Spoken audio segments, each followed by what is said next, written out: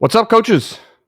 This is the Football Coaching Podcast. I am Daniel Chamberlain, co-host, here with Joe Daniel as always. What's up, Coach? It's another fantastic week.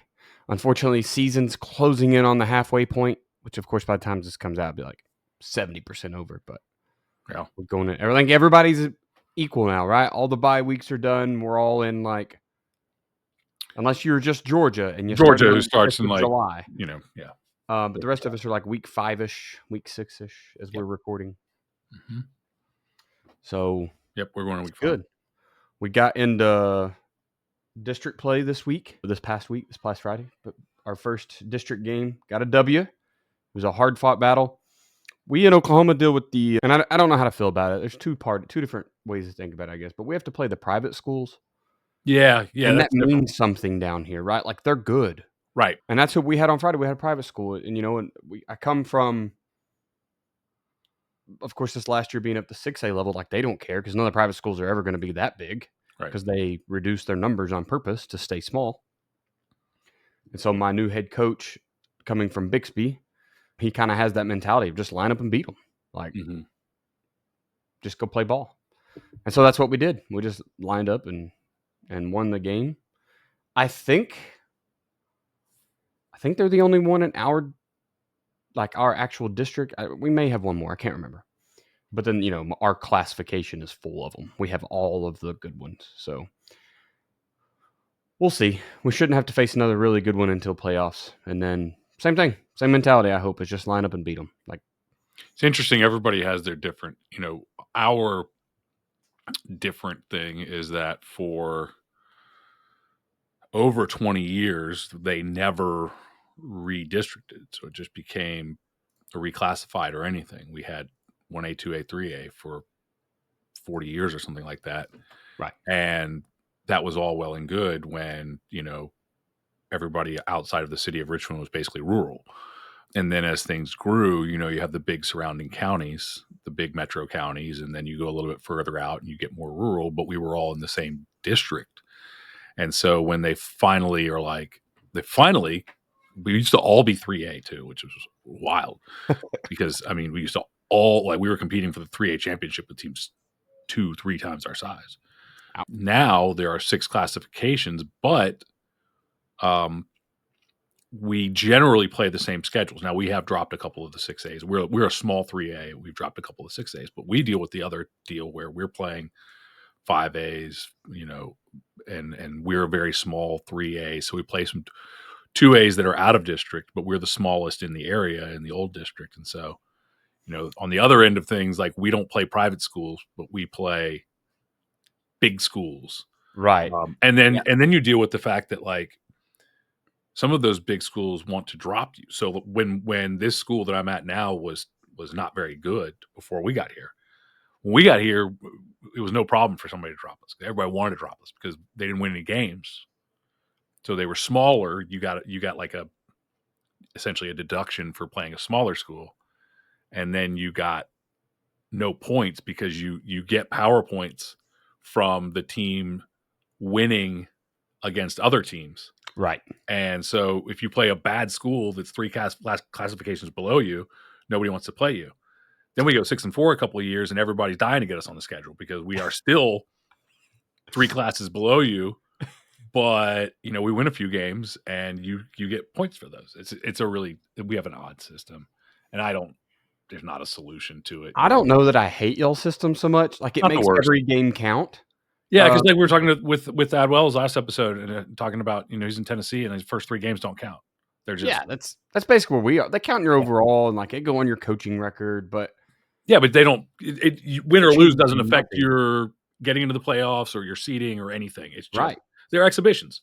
Like, you can say like, well, they count. They're on your record. It's like, well, it's like those ESPN games. It's like, yeah, they count towards your national ranking, but for the rest, the 99.9% of us who don't have a national ranking, who cares? Yeah. Like, maybe Bixby cares about their national ranking. The rest, I truly don't think they do either. I think that's they kind probably of cool don't. About them is no one here really, even though the Owasso boys are like, that's just rat poison. It's Get that Right. shot. Yeah, and I think there are Um, certain schools that care about that.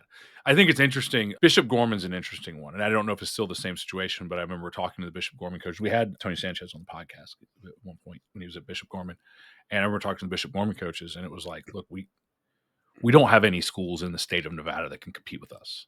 Like right. once, at least at that time, once those couple of ESPN games were over, that was the exhibition now, right? It's they're going to boat race everybody in the state of Nevada by 49 points. And so like the fun part was, the challenge, but they set themselves like, IMG and stuff like that. Like they don't, I don't even think they compete for I don't even know if they compete for like a Florida state championship or if they just No, I don't think they can. IMG's like they're not allowed to, I think. right. So that's all they get is those TV games. Right. Um, Anyway. the private school thing and y'all's playoff. It's all everybody has their own thing. I do think it's kind of crazy here that they get to pick their kids, offer them scholarships, keep their Yeah. numbers low, so they dictate what Ours other teams are ours playing. get to do that, but they stay in their own classification. And they have there's first of all, there's levels of private schools. There's the private schools that are heavily recruiting and are essentially football vocational school in the program language. And then there's other schools that are, small Catholic schools, and there's military schools. That's kind of what it comes down to is that you've got your little Catholic schools, you've got your military schools, and then you've got a couple schools that are, while some of them, not all have religious affiliations, some of them do. There are others that just have, there's I think they all say they have religious affiliations, but if your school is an old grocery store with two trailers in the parking lot, I have questions. Football And, stadium. and all your kids are taking online classes. Like, Yeah, we've got some of those too. So yeah. So, anywho, life is good, man. 1-0 in district, ready to go to work again this week. Get to play a good squad, so we're pretty pumped about it. Let's pay some bills and talk some football. man, we are so in the middle of the transition thing. So I'll just again ask that you share this podcast with another coach if it sounds like something. Maybe you're an offensive coach and this defensive topic sounds like something that your defensive coordinator would benefit from or would laugh at. I don't know, whatever. Share it with another coach. That would be my ask, my sell right now. Awesome. We'll cover athletic speed movement. Jump over to athleticspeedmovement.com. We've rearranged how we're doing things there, so you can jump in and get the program now. I know it's in season, but I mean honestly, this is going to come out around week 7, so you're only 3 to 5 weeks from hitting that. Like, hey, it's postseason for some teams, right? If you're not making a playoff run, so it's not far off. That's just about enough time for you to go through it as a coach, gain an understanding of the system, get your drills ready. I mean, it tells you which ones to use and how to use them, but you're going to want to jot it down on a piece of paper or something because it's in video format to teach you and get ready to go to work. So now's the time, man. Get in while you can. athleticspeedmovement.com. And then my Patreon is kind of where I'm trying to do football now. So patreon.com/Chamberlain Football Consulting.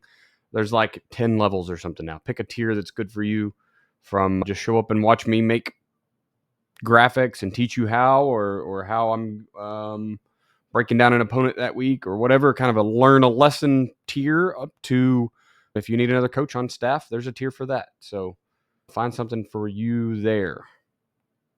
Patreon.com/Chamberlain Football Consulting. Let's talk ball. All right, so tonight we're going to talk some red zone defense. And I know, especially if you are getting into your district games or most of the way through, we're starting to really tune up the team to get ready for that playoff push. I know, some coaches really like to, you don't really want to peak, right? You don't want to peak yet in week 5, 6, 7. You're still adding to the system, still doing some little install stuff. So this is a great place to start improving your team as you get ready for that playoff push, because you're theoretically, unless you're the powerhouse, you're going to be playing some good teams when you get there. So I think it's a great time to start getting better at what you do. So question number 1 on red zone defense, coach, is, what is the importance of the red zone defense? When we talk about play calling from a defensive standpoint, really the the play calling doesn't change. And I think this is true from the offensive standpoint, but in a different way. From the offensive standpoint, I think that your play calling shouldn't really change unless one of two things happens. Either there is a threat of losing the football, being that it is third down and you're playing to punt on fourth down, or it is fourth down, then your play calling changes to we got to get to the sticks. Yeah. Or the dimensions of the field change. From the defensive standpoint, your play calling needs to change when the offense changes. So you are dictated by the offense there. When the offense changes, you have to change because you do have to adapt somewhat there. Or you have to adapt when the dimensions of the field change.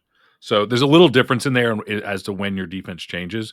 And the main difference is that from the offensive play caller system perspective, as an offensive play caller, we don't change because every play is meant to get, to score, essentially. They're designed that way. And it's not until you get into a situation where, until you're in a situation where you're facing a potential turnover, you call plays based on what the defense is giving you, to be really simplified. It's leverage space, all those things. From the defensive standpoint, we find that most offensive coaches are still calling plays being dictated by down and distance all the way through, where first and 10 is a rundown, and second and 10 is a pass down, and third and second and 1 is a shot play, and second and 5 is on schedule, so it's probably still a rundown, and third and 3 is a rundown, and third and 7 is a pass down. And most coaches stay pretty consistent there. And we know from an offensive standpoint that, like, hey, if I'm going to punt, then third down doesn't mean anything different than the second down did, right? If I'm not going to punt, I should say. Right. So fourth down's the one that matters. But as a defensive coach, it's dictated by what the offense does. And so it is dictated by down and distance more so most of the time. So what happens in red zone play calling is that you as a defensive play caller have to adapt, because usually the offense will change. But even if they don't, we see more and more teams that are running essentially the same, at least formations, right? They're still, 10 personnel all the way down to the 1 yard line, or empty or something like that. Used to be, even 10 years ago, most of our 10 personnel type spread teams would have a short yardage package, right? A goal line package, something. But more and more we see teams have really adapted spread style plays for the goal line. But in the red zone, the dimensions of the field change. The offensive play calling may change, but it's absolutely going to be dictated because as you get into that area, you no longer have the threat of anybody running by you. So that's thought number one. I can be more aggressive in my coverage because nobody's going to run by me. And that's just dictated by the dimensions of the field changed. If you take, if you scrunch it down even more, when you're on the goal line, there's still theoretically deep zones when you're in the red zone. Like if you're on the 20, and some people start the red zone at the 25, some people start at the 20. From a defensive standpoint, you start it when the dimensions of the field dictate it, and I don't know that that's the 20, it might be closer to the 15, but you probably have teams changing their offensive play calling. You also have field goals coming into play. So if they have the ability to kick a field goal, which is not as common as fans think it is in high school football, right? Everybody's like, kick a field goal. It's like, we haven't kicked a field goal in 10 years. These kids don't know what that is. Kids, yeah, like, kick a field goal. Just kick in the end, like the kickoffs. We've been onside every time, or we sky kick it. Just kick it in the end zone. Like, all right, come on down here, champ. Let me see it. I want video you fall in the mud there. Yeah. But anyway, so the defensive play calling changes in the red zone because the dimensions of the field change, number one. Number two, because of the dimensions of the field change, the passing game changes. Now, the run game doesn't really change. But when I can no longer run by you, fades aren't a threat and fades aren't a call. So what do they start calling? And we have to go into different coverages, shorter throws. I think that we have to,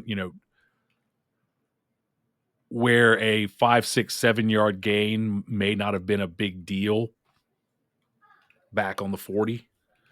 and we could leave a hole in the zone and give up a mini curl and just be like, or a 4-yard gain. We talk about this on the goal line more so that like you tighten down your force on the goal line because a 3-yard gain is a touchdown. Right. In the middle of the field, a 2-3 yard gain is a good play. At the 2, we can't be 5x5. It's a touchdown. So if I run a lot of softer coverages and then I just let them get 6 yards, well, now it's immediately either field goal or 4-down territory, or teams are much more likely to go for it. There's just a lot changes down there in terms of you just have to look at everything that changes. But the dimensions of the field is the big one. The dimensions of the field then affects the play calling. The situation affects the play calling. Teams aren't going to be happy with, 3 yards, 3 yards, 3 yards is 4th and 1. If they're at their own 30, it's a punt. Most teams. 3 yards, 3 yards, 3 yards, and it's 4th and 1 at the 15. Either they're kicking a field goal or they're going for it. Like nobody is not having a crucial play coming up. So more downs that we now have to deal with. Right, we're in legit 4-down territory, and like you can talk about like never punt and Kevin Kelly and all that sort of stuff and like how smart that is. That's irrelevant here because if I stop you on 4th down at your own 30, I have great field position. But if I stop you on 4th and 1 at our own 15, I have terrible field position. I got Still stopped, very long field. but I have terrible field position. So it's like just everything changes in the red zone area. I really, you kind of alluded to this, but that kind of bend but don't break mentality has to go away, right? It's, Yeah. I guess, not entirely. Being an OU Sooners fan, I've watched them with multiple stops on the 1-yard line, right? And yes, it sucks for your offense, but you know what? You still didn't put points on the board. So I guess you can still bend a break until it's like legitimately 4th and 1 from the 1, and now we're going to get a stop. But But man, that is a that's also chaotic extremely place rare, to live though. I life. mean, goal line stops are extremely rare. Yeah. And I've, as with our defensive systems, I've dealt with that for years. It's like, what do you run on the goal line? It's like, and I, I'll tell you what we run. It's the standard goal line defense, and we've had a lot of great goal line stands. Yeah. But not, if they got that far, it's really hard. So you're even in a situation where that 20 to 5 becomes even more crucial because there's still space and we can still kind of do normal things. That 5 and in is like, we get down to like 2 and in, and like a quarterback sneak is a touchdown play call. It's like things change. That's where we just, if guys know, and you got to have football smart kids. When we ran our single wing package for years, when I had a guy who knew, who understood, who got it, if I see a sliver of daylight, I just plunge into it with everything I've got, because all I got to do is fall forward for 3 yards.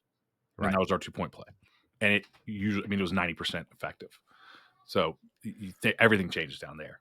I think the mentality of, especially when, and I know this, we're talking red zone, but goal line's part of the red zone, right? But that backers already have a hard enough job trying to read, run, pass, and react accordingly, especially when we start talking force players who maybe have a man to defend out there, right? So now they're forced for run, but they also have this number 2 who might run an out.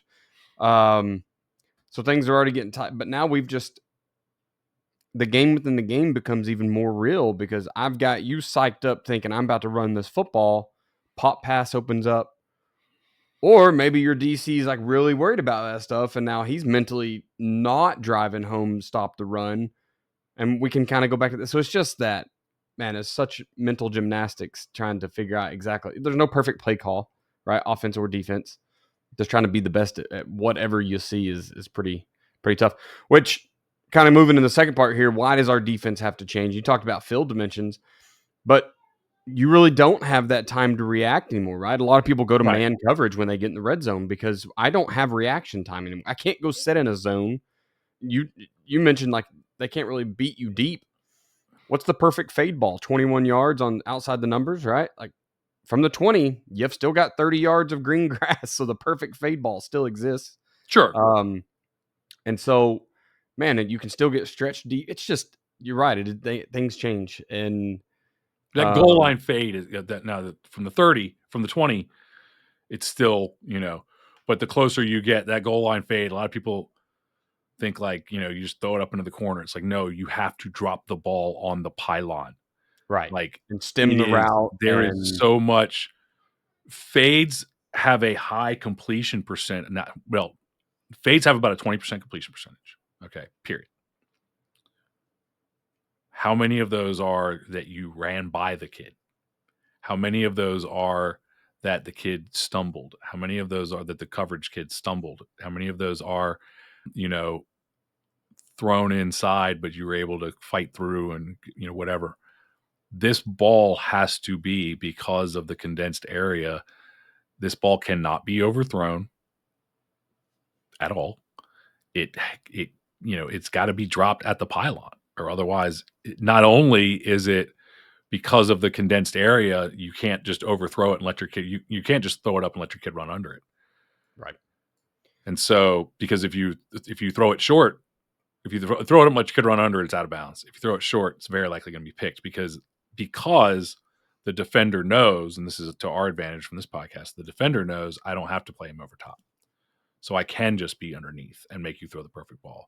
And as a defender in this area, this gets into the next thing, I just want to be between you and the ball. Right. That's all I care about. Yep. Talking about, so the reasons now, basically question 2 is, why does our defense change in the red zone? And you once again alluded to one there, and it's that, remember when we had Dom on, right? And he was talking, Dominic Franks, for the y'all that don't listen to the podcast enough. You should go back and listen to those episodes with him, because he brought a lot of really good and high football IQ stuff to the podcast. But some of the simplest stuff is just like, quarterbacks don't throw fade balls to the field because you're in high school and they don't have an arm to get it there. So as a DB, you got to defend, like, if you're running base cover 3, you're really looking like post, maybe working a slant to a safety or an inside backer, right? There's just maybe a 10-yard dig. There's not a lot of things that guy's going to run, and fade definitely is not one of them to the field. All that's off the table here, because it is condensed, right, as a defender, as a DB. But like you said, I now have 2 sidelines boxing you in over here. So things we have to change in our defense is like that coaching. At what point do you tell your kids, at what point are you letting that football IQ come through? Like, you don't have to defend all these routes, and you can change your leverage, right? Because a 15-yard comeback sucks in the middle of the field. I think in the red zone, that kind of goes away. I don't think it's as effective because the whole threat of a comeback is the deep ball, right? Oh my God, I'm getting ran by, turn my Right. hips and sprint, and now he shuts it down. Like you just said, Joe, as long as I'm just kind of between the defender and the football, we're okay. You can pretty much in the red zone eliminate, at least in the lower red zone, you can eliminate hitch. In the higher red zone, in the 15-20 area, hitch is still a threat because, like you said, you can still throw a fade to the to the middle of the end zone or the front of the end zone, the 17 to 22 yard range. But curl routes, like curl, is eliminated, right? And that sucks when you are a team like we've been many times that is really good at curl and loves curl. Yeah. So our red zone offense often suffered because what are we good at? Curl, fade, hitch, and so we've got to do some other things in the red zone. Come back, they're going to play underneath, so it's not going to be as effective. Out routes, deep out's another one that we've been great at. Deep out requires you to play inside and over top, and if you play inside and over top, it's an easy route to complete. Speed outs may not be out necessarily, depending on how they play it. So you've got to get into slants and crossers and your man coverage type stuff just because of the area and the space on the field. And so the way that we play those changes because, like you said, I always think that one of the most effective things that we can do for our DBs is and I think just in defense in general, and I go back to Joe Cullen, was a defensive coordinator at Valdosta State, and I saw him give a talk one time, and he talking about linebackers, and he was asked the question that every linebacker coach gets asked, which is, what are your key reads? And he said, we don't have key reads. And he said, well, we look at a picture. And we look at the picture and we evaluate the picture. And based on the picture, we try to find basically a 70% advantage. I don't remember exactly how he worded it, but that was essentially what he wanted, was a 70% advantage. If I can guess right 70% of the time, this was his thought process. And by the way, he's got Division two, but the top of Division two at that time. I don't know what us state's doing now, but at the time they were winning national championships.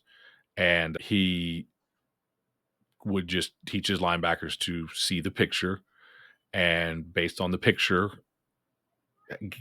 basically to cheat mentally, and be like, I got a better than 50-50 shot that this is going to be this play or this direction or this area. And they won a lot of games doing that. And I think there's a lot to be said for if you can give your players a advantage where they can be pretty sure. I always liked playing teams with just a couple of pass concepts because I like to tell my corners. I like to talk to the corners about, look, if it's, let's say that they throw hitch and fade. It's like, okay, they throw hitch and fade. If, how is hitch thrown? If he understands that hitch is a catch and throw, right? If that kid doesn't catch and flip his hips to the flat, it's a fade. So you might as well just turn and go. Nothing else matters. And maybe every once in a while they'll underthrow it and you'll get beat on it. But I'll take that if I got 2 picks and you haven't had a big pass play on me.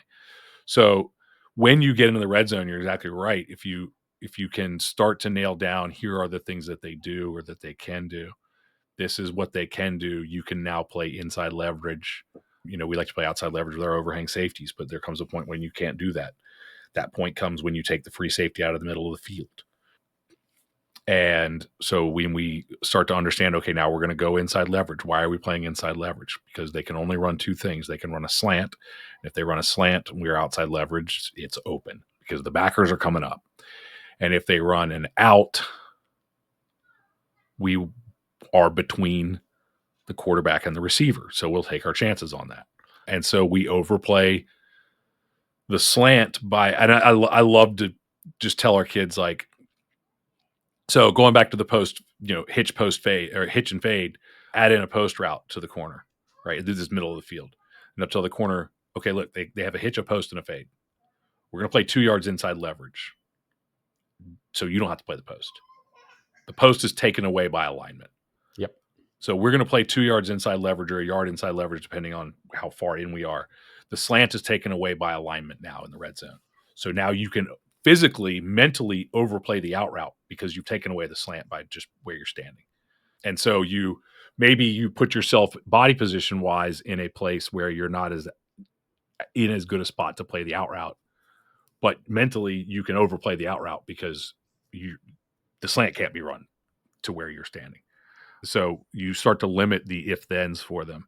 Take away one by alignment, take away the other by body, by mentally just being prepared for it. And that's going to put you in a really good situation, especially as long as the alignment is not terrible for what you need to defend.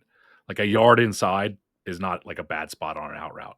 Because if I'm overplaying the out route and they throw the out route and a quarterback throws it like a normal high school kid throws an out route, I could jump that.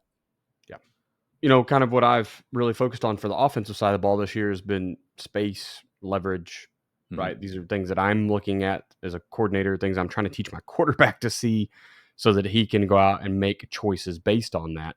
So as a defensive coach now, I'm thinking the same thing, right? We talk about 5x5 because I need to be able to see things, but also I'm putting you in a place to take away the slant by a number 1, right? Or any of those quick out routes. You kind of get to play a lot of things from that alignment. So as we get closer in the red zone, we don't have to think about grass anymore because there's not any, right? So as a defensive coach, now I'm thinking, hey, it's time to tune these guys up. I don't need that extra backer standing around back here in cover 3, so we can send him. right? And it kind of ties back in that just go cover one because we can send him, right? And it kind of ties back in that routes right now. I can now just send pressure because I don't need that body defending space that doesn't exist. Even if you don't send pressure, you can tighten up their alignment to play the run, put them more in position to play the run tighter. One of the advantages of 5x5, the 5x5, when we say 5x5, 5 yards off, 5 yards outside of a tight end or a tackle in line of scrimmage if we don't have a slot receiver, that does three things for us. It puts us in a position to force, gives us the angle and the leverage to force the run, turn it back inside. It puts us in a position to fold. We're deep enough that we can be patient and make sure that the ball declares inside, because if it bounces back outside and we went running inside, it's gone. So we can be patient, make sure it declares inside, and still fold in and make a tackle for a 3 or 4 yard gain. And it helps us to play flat. So we're the flat defender in cover 3, and depending on what coverages you're running, it puts us in a position to play the flat, or if you're cover 2, to play the cook curl or whatever it is. But most of the time we're talking about that. We're talking about playing the flat in cover 3. And it can also be playing the flat in quarters too. So it puts us in a position to force, to fold, to play flat. Well, flat is 12 yards deep at the top of the numbers in the middle of the field. But if the corner can't go more than 20 yards deep, I don't have to get 12 yards deep, right? Right. The condensed spacing means that the flat is not as out there as it once was. It's going to be a harder throw to get there. So I can tighten up my alignment and focus more on the run. Again, I can preload my brain to say, look, I'm a run. I went from a 50-50 run pass player to a 60-40 run pass player, because there's the zones start to condense, and then eventually, we go man. If I don't have a number 2 receiver, then the man is out of the backfield or whatever. So it just depends on what they're running at the goal line. I had another question here, and I don't know what it was. So, I do remember. So in JDFB football systems, we have the 5 yard no cover zone. At what point does that go away in the red zone, or does it? I mean, obviously at the 5 yard line, I've got to cover everything, like I said, because that's a touchdown if I don't. The purpose, very simply, the purpose behind the 5 yard no cover zone, and it's a good question, because I don't know that I've ever sat down and talked to guys about it. But when you go cover 0, essentially, as you get down to the area where playing 5 yards off is a huge mistake, then it goes away. But the purpose of that 5 yard no cover zone, in large part, not entirely, but in large part, the purpose of that 5 yard no cover zone is to not get beat by a wheel route. So when does the wheel route go away? The 10, I would say. At some point, we're not really. If you really just drove on it like a madman, and they, but at what point does that wheel route go away? You don't really run wheel routes on the goal line, right? You run pick routes, but you don't run wheel routes as much. Good answer. All right, let's jump to the last part here. Kind of talking, okay, let's scheme our defense now. So we're going to scheme our own red zone defense for whatever this week's opponent shows. How are we doing that? What are things we're looking at that our opponent does? When do we get into that cover 1? What's the yardage this week? Is it a set number? Does it change? Yeah, because let's say that we're a base cover 3, or even a base quarters, or a base cover 1, because eventually it's going to change anyway, right? Eventually, and I see this mistake a lot in game film analysis as we get down to and I see it on Film Exchange, and I see it all the time, but we get down to the 7. They get down to we're playing defense, and the ball's being snapped from the 7 yard line. And I'm like, why is that linebacker standing in the middle of the end zone?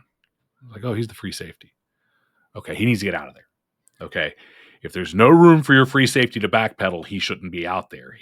Or he should be playing linebacker. The linebackers now can drop to 12 yards deep and cover everything. Or you can play, or just play man. So we basically break goal line coverages down into and I got this from Vic Koenig when he was at Clemson, broke it down into, lanes and man, rather than, it's essentially the 6 underneath cover zones, right? Hook, curl, flat, hook, curl, flat. And you just called it lanes coverage. Everybody had a lane on goal line, or on, as you get inside the 5. And so everybody has a lane, and he would drop 6 and bring 5, and everybody can cover let's say that the ball is on the 5-yard line. Everybody's essentially covering a 15-yard zone. Now you can get high load in that zone and stuff. There's lots of things that can happen at to a point, but I've always played more man, especially at high school. But when do you get out of cover 3? Pretty early, because again, if you're playing 7 yards off cover 3, those hitch completions and looks and bubbles and things like that start to be a problem. So maybe,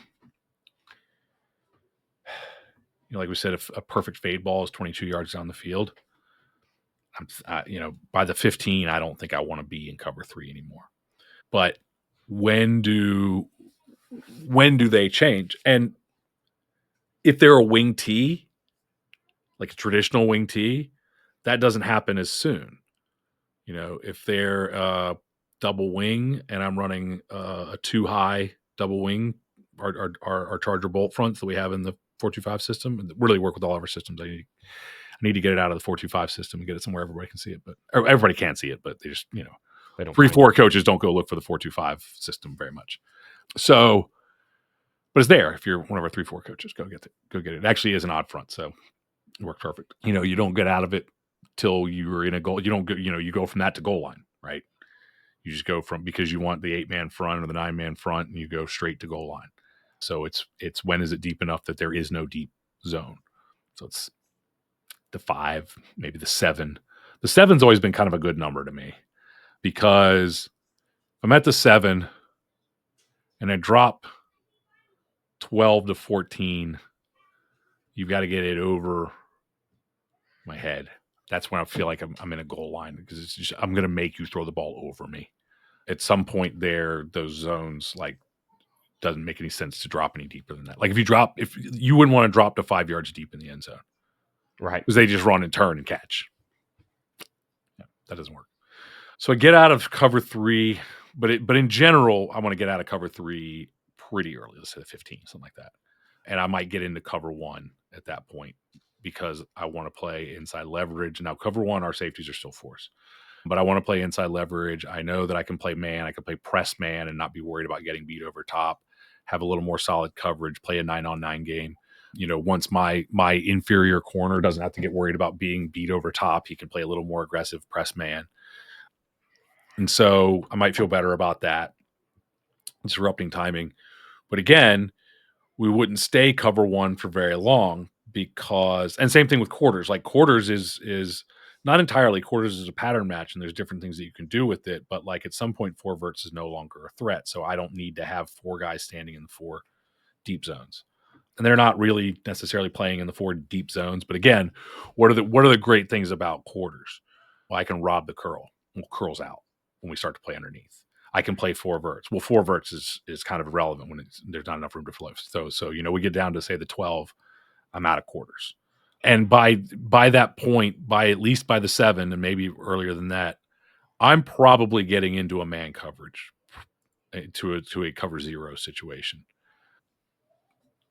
Because, and here's the main reason I want to get into a cover 0 situation. Not that I can't play inside leverage cover 1, but it's just not a good situation for force. If I know you're going to throw, that's fine. But if I'm playing cover 1, my base cover 1, our strong safety, weak safety are lined up. If, let's say, it's a 4-2-5 cover 1, my strong safety and weak safety are outside leverage of your number 1 receivers. Well, if we get down to the 12, I don't have enough room for the free safety to drive on those seams, let's say, those little skinnies and mini curls and stuff. So I don't want to be outside leverage anymore.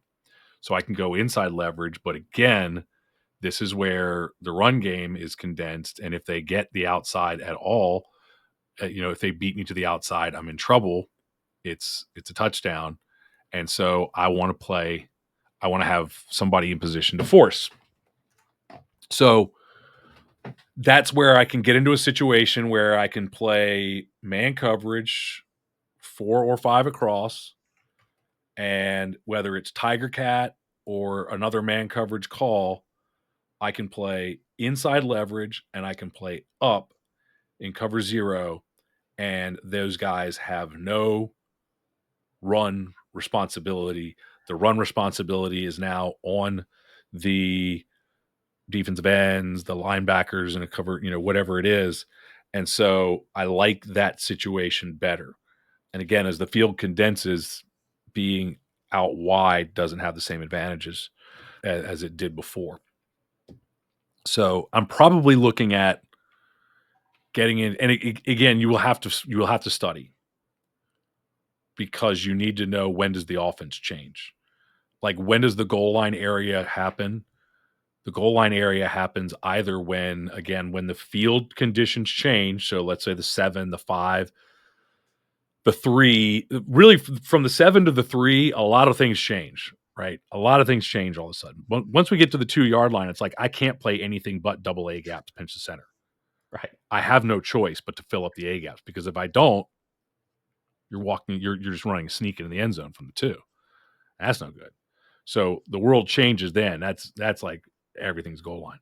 But if their offense changes, if they bring in different personnel packages, if they start calling plays that you don't normally see, if they line up in a single wing unbalanced formation and run a stretch right every single time for 4 years in a row, you might want to adjust.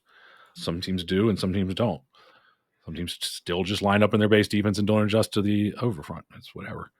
It's fascinating, but athletes cure a lot of bad coaching. Which is, yeah. So when does the offense change? When does their play calling style change? And when does the field dimensions change? That's what it all comes down to. If the offense changes their play calling style, if the offense changes their personnel. And here's the thing. This is one of the, I hate to say this, red zone is extremely important. No question about it. Red zone is extremely important. I would say what's more important, though, than red zone defense is actually easier. We have less area to cover. Right. We have less, and most teams kind of become a little bit more one-dimensional. What's more important than anything is your red zone offense. Like, red zone offense is extremely hard and extremely important. Now, that said, what's extremely important on offense is having plays that you can punch it in. What's, goal line offense plays that you trust in. What's not that important on defense is goal line defense. Put in a basic goal line. Don't try to put in 9 different stunts, because I can tell you from somebody that has, I think, close to 400 hours on quick cuts right now, there's not a lot of goal line clips. We'll have teams that will run, 7 plays of goal line in a year. Right. For one, and again, sliding scales. If you're not very good, they don't have to play goal. You don't have to play goal line defense, because you just give up explosive plays. So as you're developing your defense, guys will come in with, they're 0-9, 0-10 last year, 1-9 last year. And it's like, take a day, install your goal line defense, and then move on. Work it 4 snaps once a week and move on, because you've got to get teams to stop at the goal line and try to call something else to get in.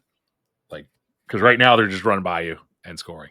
It's just funny as we, and of course we work a lot with teams that are developing, right? We work with teams that are trying to right the ship, and so they don't get a lot of goal line defense snaps, and so that it's funny in that way. That said, you just have to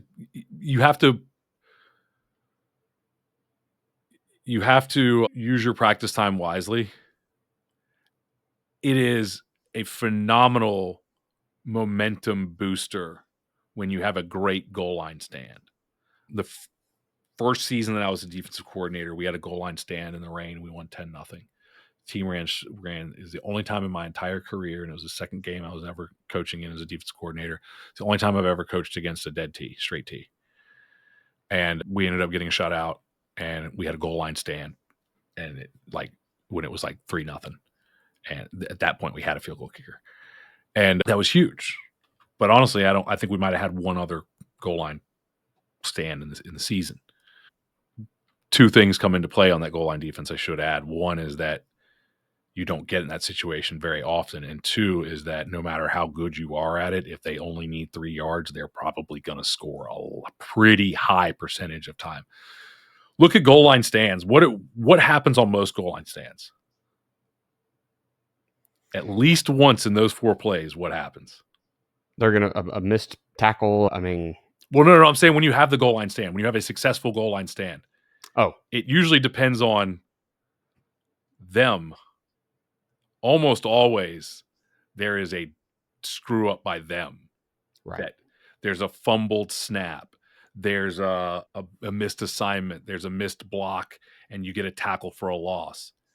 It's very rarely 4 good defensive plays that kept them out. It's usually, I mean, look at the NFL. We see it all the time where they get in the goal line situation, and then now it's 1st and 13 from the 13-yard line because they got a holding call or something like that. And like that goal line is just a weird thing. And by the way, that is an absolute killer for a drive offensively.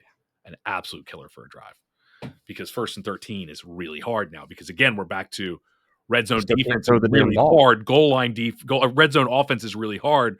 Red zone goal line offense is not that hard. Fall forward for 3 yards. Right. It's getting from the 15 to the 3 is like the hardest thing in football. I love it. So I got to ask a question real quick, and then we'll move on to our level up. I don't want to push too long tonight. We've gotten back in that habit, but cover 3 is kind of unanimously known as like the best run defense. People want to get in the red zone and run the ball because you've taken these pass routes away. Why do we have to check out of cover 3 if it's one of the best run defenses? I mean, we kind of open ourselves up to more chaos. Mm-hmm. There's some teams out there that only run cover 3, right? Mm-hmm. They just don't have the kids. Mm-hmm. So how do we kind of use cover 3 and stay in it for its benefits? Is it just a modified? I mean, you talked earlier about just covering the 6 underneath the zones. So can we kind of that would be a modification that would theoretically, if you just were going to stay in zone no matter what. But so many things have to change. At what point is it not cover 3? Yeah. So again, eventually there are no deep zones. Cover 3 means 3 deep defenders. Eventually there aren't 3 deep zones. Gotcha. Eventually playing 7 yards off is giving up a touchdown. So I can move up to 5 and I can move up to 3. But how much zone am I playing at that point? If I'm 3 yards off, I mean, I want to be 3 yards off, but and I can pass you off. But so if I'm a corner, so it's the way that you play press quarters coverage.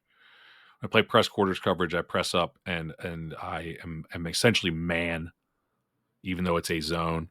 I'm essentially man unless he runs a now shallow route. Right. Everything else is me. I'm man on. Man so, right. It's right. If I'm playing press man, if he runs a vertical, I'm playing press man on it. If he runs a slant, obviously I'm not going to release him because a slant is a now throw. But if he runs a shallow, I'm going to carry it and I'm going to release it and back off. And you can't really run anything else off of that. Everything else looks like a vertical for the first 8 to 10 yards, right? Everything else is a vertical for 10 yards. And then it breaks off. A hitch is 5 yards. But if you throw hitches against press man, I just don't know what you're doing. So, yeah, I mean, it just at what point, first of all, you shouldn't have anybody standing, 7 yards, 8 yards deep in the end zone. There's no way. There's just no reason. None. So, okay, we're going to modify it. We're going to walk the free safety up, and he's going to be an extra linebacker. Well, it's not a cover 3 anymore because now again, we get into a zone coverage. We get into a lanes coverage. So that's why. Awesome. Cover 1 is the same, by the way. I mean, at some point, it just has to become 0 because there's no room for the 1. Yeah, you can't help it. You can blitz all your linebackers and let the safety play on the play man on the running back or whatever if it's 10 personnel. But at some point, there's nothing can get to him in time for it to matter. Yeah, and your linebackers are up, so the space behind them. You mentioned the pop pass, the space behind them is vacated and all those sorts of things. It's a different animal. Let's talk our level up, man. I'll let you get started this week. I had a few things. I had good Good week. I did pick up the book that Thad Wells recommended, Yes. and it's okay. Not like it's not like life changing, but it's like it's a lot of things. Serial winners? Serial winners, yeah. I like it. Again, and I also had my first ever tennis lesson last week, so that was cool. I think, and I'm this isn't my level up though, but I want to mention this. I think because I do this in weightlifting already, and now I'm doing it in a different sport, and I'm doing it in a sport that I've never played, Right. where they're having to show me how to hold the racket and everything, like everything. And like on top of that, they think that because I played, you know, 2 years as a Division III backup college linebacker and that I compete in old man weightlifting competitions, they think that I'm like an athlete. Right. And I'm like, you don't understand. And actually, one of the coaches told me, he's like, listen, after talking to me or whatever, and I was like, I played linebacker. Because he was like, oh, so you got good hand-eye coordination. I was like, no, I can none. I flipper. mean, I can flipper 0. with the best Yeah. of them. And I was like, and I compete in weightlifting, which they don't understand. They're like, so what do you bench? And I'm like, I don't. Yeah, I compete in Olympic style weightlifting. I throw the bar over my head in various ways. And eventually he was like, okay, so, he's like, so the last 25, 30 years of your life has been doing things that are directly opposed to being good at tennis. And I'm like, yes, got it. And golf too. So that's fun. But being coached by someone as a coach, I think it's great to find ways to be coached by other people. And I one of the things that I want to do in the off season is spend a little time looking at coaches in other sports. And I was thinking about this. Maybe this is my level up, but I have another one. I was thinking about this, like, shouldn't we spend time learning good basketball coaching? Shouldn't we spend time learning good? Nobody's better at teaching body position than wrestling coaches. Shouldn't we spend time learning good baseball coaching? Because aren't about half of our players better at one of those sports than they are at football and would understand? How many times, and coaches just like do it all the time with basketball. They're like, oh, you just go out there and play basketball. It's like, yeah, but we don't actually understand how to coach that. We just At we're like, all. go play basketball. Try getting made a ref Yeah. for a junior high game, and you don't even know basketball. Yeah. I think that I want to spend some time, not a ton of it, but spend maybe just on YouTube, whatever. Maybe I'm not going to go to a basketball clinic or something, but maybe just spend some time on YouTube. I don't know what's on YouTube, On a what's out there. podcast. But yeah, but like learning some of the words and some of the techniques and some of the body position stuff that you use. So anyway, my level up, fine. And I'll let everybody know how that goes. If you, and I coached other sports. If you've never coached another sport, I would definitely recommend doing it. I think that you should, number one, learn to coach another sport, even if you don't actually coach it. So that's what I'm going to do. And number two, go get coached in something.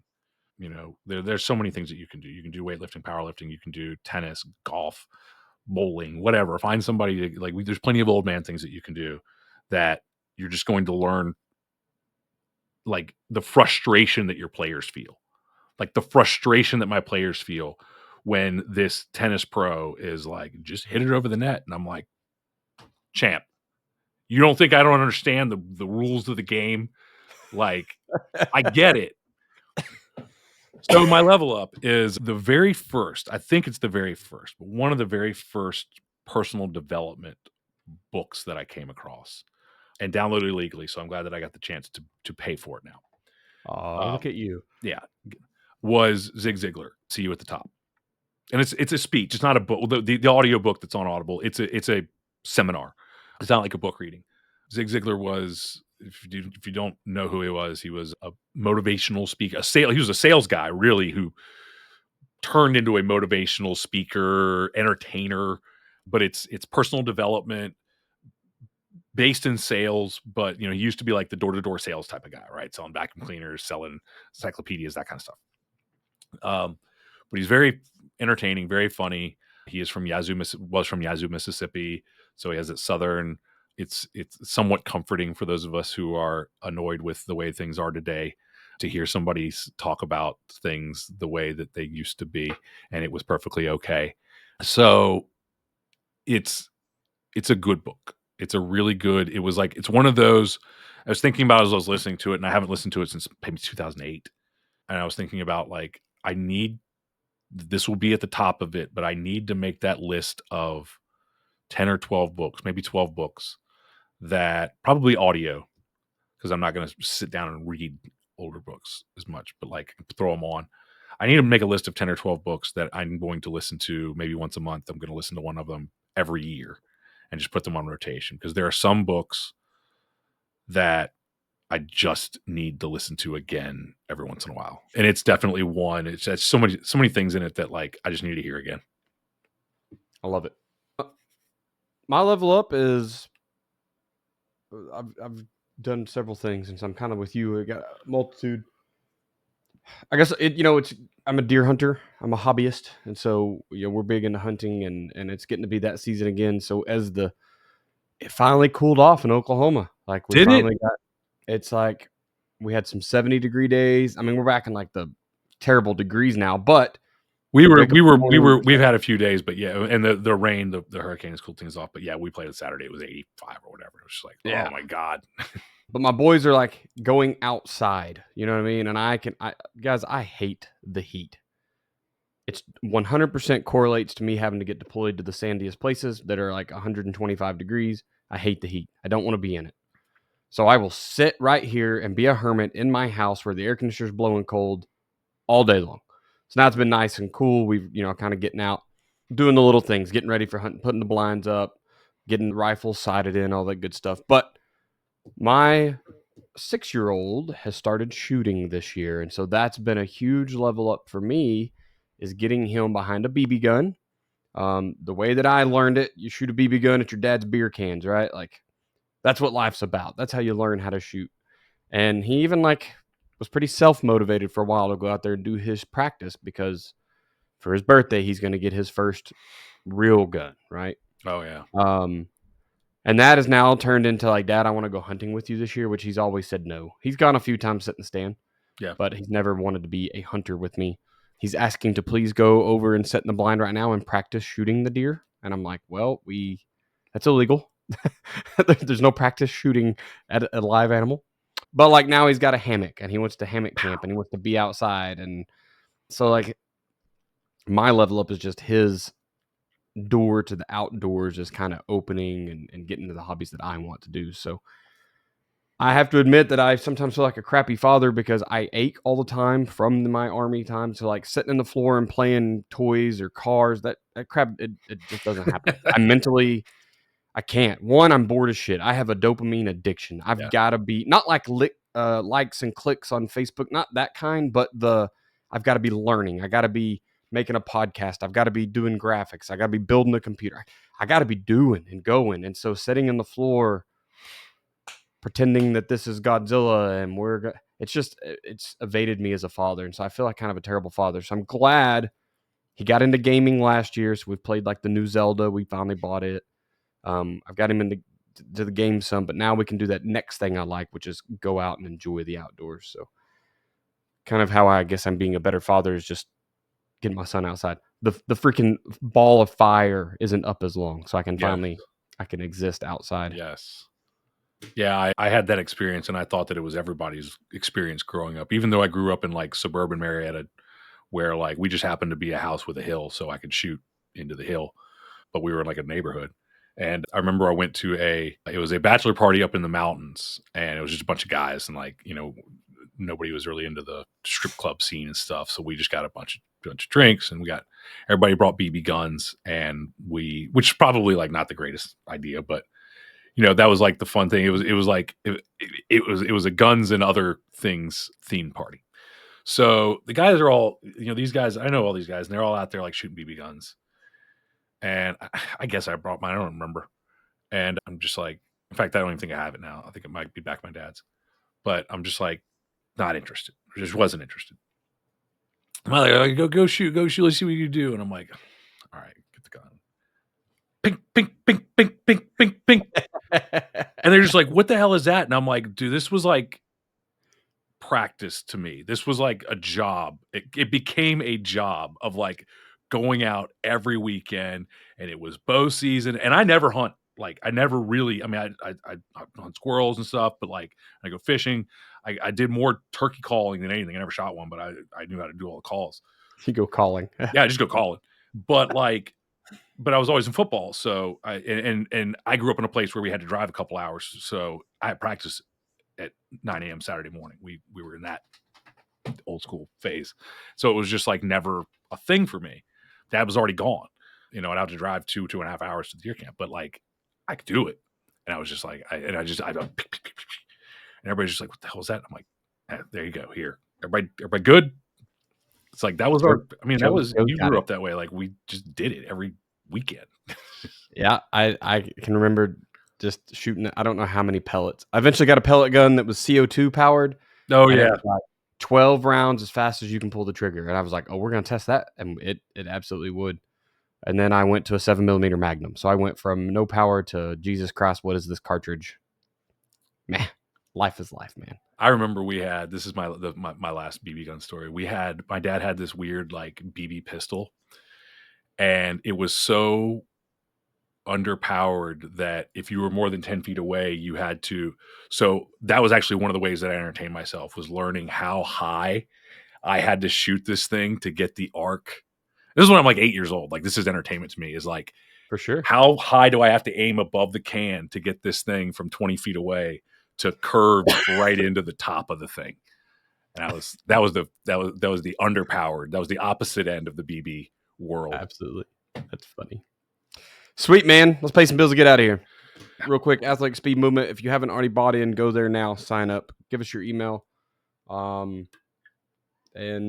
sign up for the package. It's time. It's time to make your kids fast. If you don't know what Athletic Speed Movement is, Del Basquette, he doesn't really be called a guru, but man, he's a legend in the speed world. The very first, Formerly known as the Godfather of Speed. formerly known as, yes, the coach formerly known as, very first NFL speed coach. It did not exist before he was doing it. He was the guy, the Seattle Seahawks, and now he's got 40 plus years doing it. So old track coach turned into an football coach that took that and made it into football speed. So, not telling you that send your kids to track isn't good for their like straight line speed, but it's not going to do them any good between the tackles. So find a program that'll make everyone faster. Plus, let's be honest, when you send your offensive guard to the track team, they throw. They are not sprinting. This program's for them too. Go to Patreon. Yeah. Pay me money to be a coach with you. Tell a friend about the podcast. Love it. Social media, I am at Coach Chambo. Okay, you can email me at chamberlainfootballconsulting@gmail.com. And then if I already said Patreon, I've also got a little YouTube I'm trying to build. It's just stupid shit right now. Breaking down Oklahoma's game film and such. Joe at Football Info on Twitter /X.